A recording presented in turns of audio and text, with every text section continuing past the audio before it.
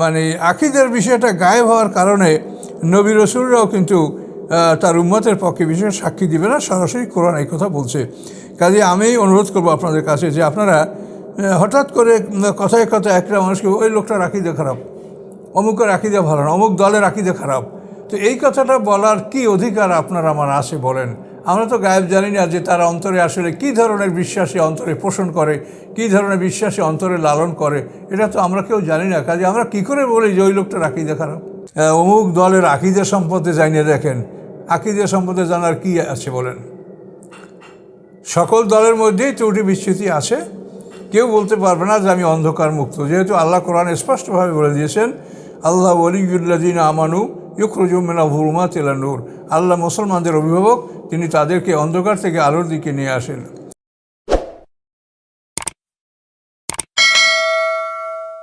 আসসালামু আলাইকুম। সম্মানিত সুধীমণ্ডলী, আমরা আকীদা সম্পর্কে আলোচনা করব। আকীদা বলতে কি বোঝায়?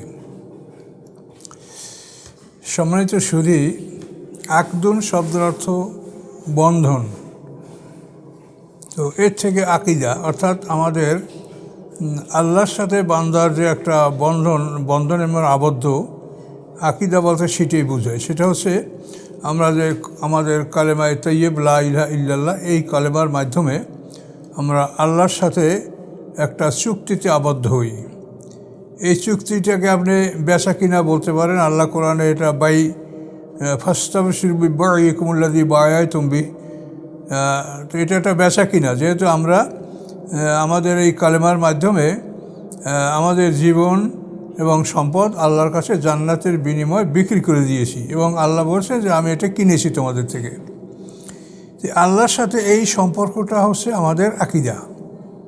এখন এই আকীদাটা এমন একটা জিনিস, এটা গায়েবী ব্যাপার, এটা দেখা যায় না।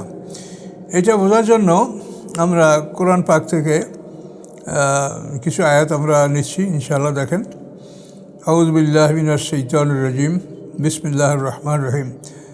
আলাম তারা কাইফা যারাবাল্লাহু মাসালান কালিমাতান তাইয়্যিবাতান কাশাজারাতিন তাইয়্যিবাতিন আসলুহা সাবিতুন ওয়া ফারউহা ফিস সামা। আল্লাহ তাআলা বলেন যে আপনি কি দেখেন না কীভাবে আল্লাহ তাআলা দৃষ্টান্ত বর্ণনা করছেন? কালেমায়ে তাইয়্যিবা হচ্ছে একটা পবিত্র বৃক্ষের ন্যায়, যার শিকড়গুলি মাটিতে বসানো এবং শাখা প্রশাখাগুলি আকাশে বিস্তীর্ণ, এবং এই গাছ প্রত্যেক মৌসুমে তার মালিককে ফল দান করে। তুতি উকুলহা কুল্লা হিনিন বিইজনি, আল্লাহর মানে তার রবের আদেশে সকল মৌসুমে এই গাছ ফল দান করতে থাকে। এই কালেমায়ে তাইয়্যিবা হচ্ছে আমাদের পবিত্র কালেমা লা ইলাহা ইল্লাল্লাহ। তো এটাকে আল্লাহ একটা গাছের সাথে তুলনা করেছেন। আর মুফাসসিরিন ইমামগণ যেটা বলেছেন যে ইমানের তিনটা অংশ, তাসদিক বিল জানান, ইকরার বিল লিসান, আমল বিল আরকান, এই তিনটা কথা তারা বলেন। আর এই গাছের সাথে তুলনা করে এই তিনটা কথা সম্ভবত তারা বলেছেন যে আল্লাহ তাআলা কালেমায়ে তাইয়্যিবা বা পবিত্র বাক্যকে, পবিত্র বাণী লা ইলাহা ইল্লাল্লাহ, একে একটা গাছের সাথে তুলনা করে, পবিত্র বৃক্ষের সাথে তুলনা করেছেন যে এই গাছের শিকড়গুলি মাটিতে বসানো। তাহলে শিকড় কিন্তু দেখা যায় না। একটা গাছের শিকড় মাটির নিচে কী পরিমাণ গভীরে, ডানে বামে কোন দিকে শিকড়গুলো আসে, এটা কিন্তু উপর থেকে দেখা যায় না।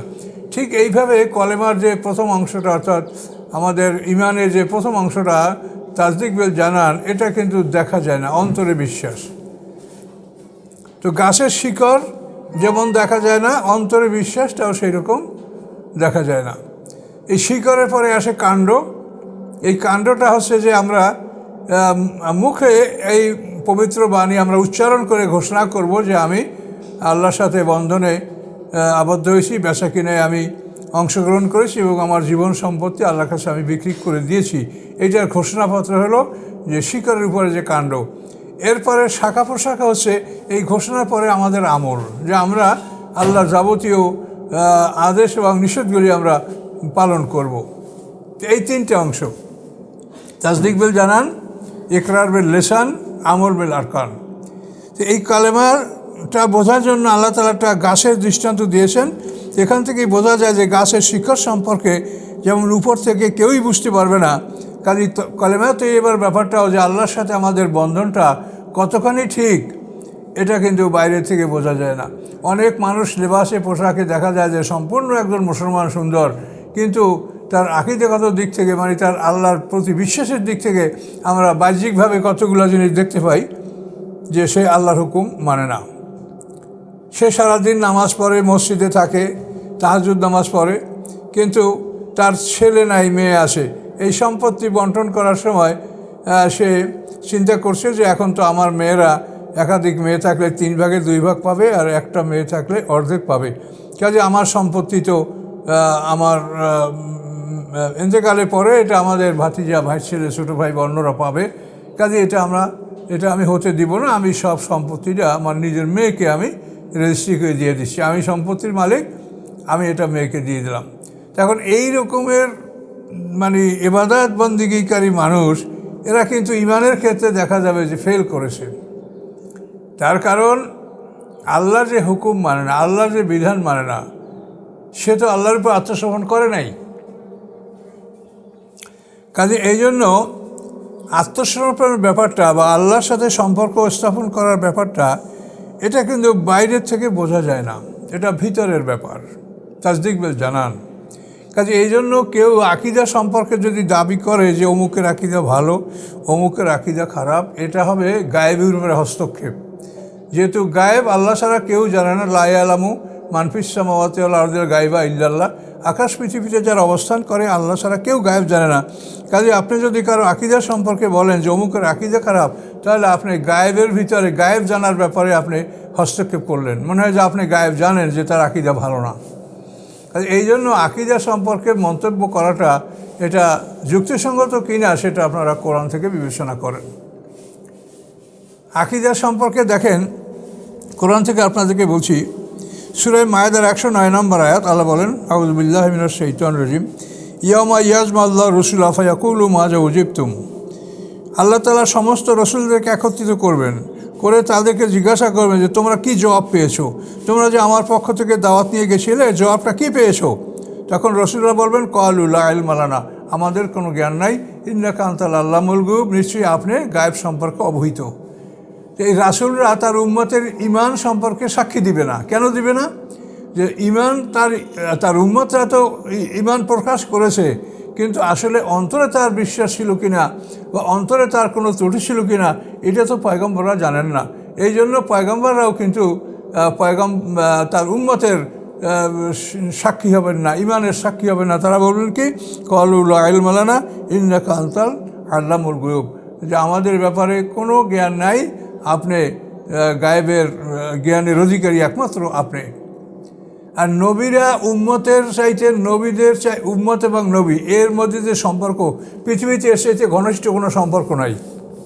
আল্লাহ কোরআন পাকে বলেছেন, আর নবী আওলা বিল মুমিনিনা মিন আনফুসিহিম, নবীরা মোমেনদের জীবনের চাইতেও ঘনিষ্ঠতর, নিজের জীবন যতখানি প্রিয় তার চাইতেও নবী প্রিয়, এটা আল্লাহ কোরআনে বলেছেন। কাজে নবীর সাথে উম্মতের যে সম্পর্ক, এর চাইতে ঘনিষ্ঠ সম্পর্ক পৃথিবী কোথাও নাই।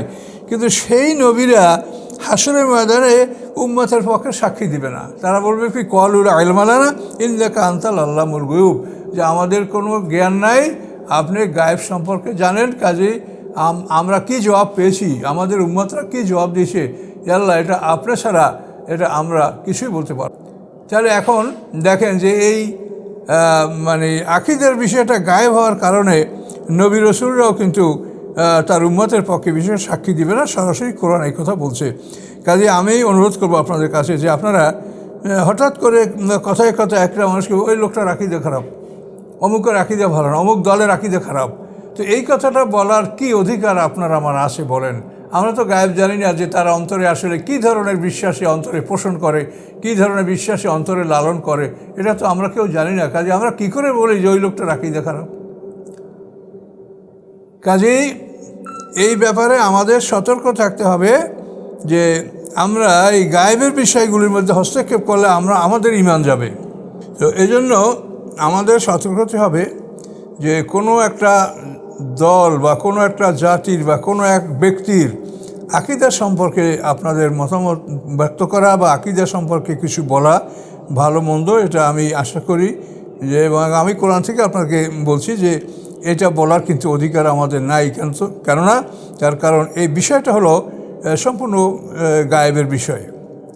কাজে এই জন্য আমরা প্রকাশ্যে একটা মানুষকে যেটা আমরা দেখব যে সে কলেমা স্বীকৃতি দিচ্ছে কিনা এবং কলেমার বিধান অনুযায়ী সে আমল করছে কিনা, এটার উপরে আপনি ফতোয়া দিতে পারেন বা এটার উপরে আপনি তার বিষয়টা মন্তব্য করতে পারেন, কিন্তু তার আকীদার ব্যাপারে মন্তব্য করার অধিকার কোনো মানুষের আছে বলে আমি মনে করি না। কাজে এই জন্য এই আকীদা সম্পর্কে যারা আপনারা কথা তুলে বলেন যে অমুক দলের আকীদা সম্পর্কে জানিয়ে দেখেন, আকীদা সম্পর্কে জানার কি আছে বলেন? সকল দলের মধ্যেই ত্রুটি বিচ্যুতি আছে, কেউ বলতে পারবে না যে আমি অন্ধকার মুক্ত, যেহেতু আল্লাহ কোরআনে স্পষ্টভাবে বলে দিয়েছেন আল্লাহ ওয়ালিয়ুল্লাযিনা আমানু ইউখরিজুহুম মিনাল যুলুমাতি ইলান নূর। আল্লাহ মুসলমানদের অভিভাবক, তিনি তাদেরকে অন্ধকার থেকে আলোর দিকে নিয়ে আসেন। লিইউখরিজাল্লাযিনা আমানু ওয়া আমিলুস সলিহাতি মিনাজ যুলুমাতি ইলান নূর। এখানে আল্লাহ বলেছেন যে মোমেনদেরকে আল্লাহ তাআলা, যারা মোমেন এবং যারা আমলে সালেহ করে, তাদেরকে আল্লাহ অন্ধকার থেকে আলোর দিকে নিয়ে আসেন তার এই কালামের মাধ্যমে। কাজে এই জন্য সকল মানুষের মধ্যে অন্ধকার আসে, ত্রুটি বিচ্যুতি আসে, কিন্তু আকীদার বিষয়টা কিন্তু মন্তব্য করার অধিকার আমাদের নাই। তা আশা করি আপনারা এই ব্যাপারে সতর্ক অবলম্বন করে কথাবার্তা বলবেন, এটাই আমার বক্তব্য। আসসালামু আলাইকুম রহমতুল্লাহ।